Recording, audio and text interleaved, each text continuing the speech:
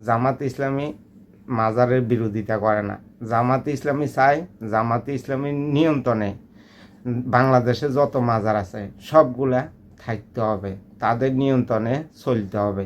এই কারণে তারা মাজারের উপর আক্রমণ করে থাকে।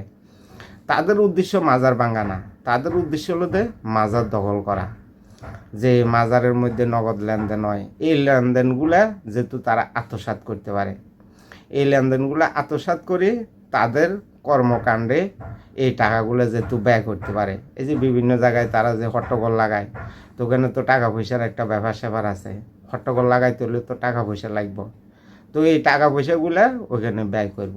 এইটা হলো যে তাদের উদ্দেশ্য, মাজার ভাঙা উদ্দেশ্য না, তারা মাজার দখল করা তাদের উদ্দেশ্য। ঢাকা মিরপুর যে বর্তমানে সংসদ সদস্য আছে জামাতের, ব্যারিস্টার আরমান সাহেব, এই আরমান সাহেবের নেতৃত্বে নির্দেশনায় এই মাজারটা দখলে নেওয়ার জন্য গেছিল জামাত ইসলামীর নেতাকর্মীরা, ছাত্র শিবিরের নেতাকর্মীরা, এনসিপির নেতাকর্মীরা। যাওয়ার পরে তো ওইখান থেকে পাগলদের হাতে মাইটার খেয়ে পালিয়ে আসতে হয়েছে, আর মাজার দখল করা হয়নি তাদের। তো এখন ব্যারিস্টার আরমান সাহেব বক্তব্য দিতে আছে যে আমরা মাজার ভাঙতে যাই নাই, ওইখানে যে মাজারের ভিতরে যে বেদাত হয়, যে গাঁজা খায়, বিভিন্ন খারাপ কর্মকাণ্ড করে, আমরা ওগুলো সংশোধন করার জন্য গেছি। দেখেন বাটফারির একটা সীমা থাকার দরকার আছে, বাটফারি কোন জায়গায় করতে আছে দেখেন।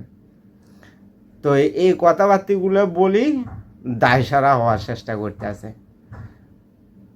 মেইন উদ্দেশ্য হলো যে মাজার দখল করা, মাজারের যে পাগল থাকে তাদেরকে ওখান থেকে তাড়িয়ে দিয়ে তাদের যে দায়িত্বে, তাদের যে নিজ জিম্মা এই মাজারটাকে রাখার জন্য গেছিল। আর এখন বলতে আছে যারা মাজারে বেদাত করে, মাজারের মধ্যে গাঁজা খায়, মদ খায়, তাদেরকে ওখান থেকে তাড়িয়ে দেওয়ার জন্য গেছে।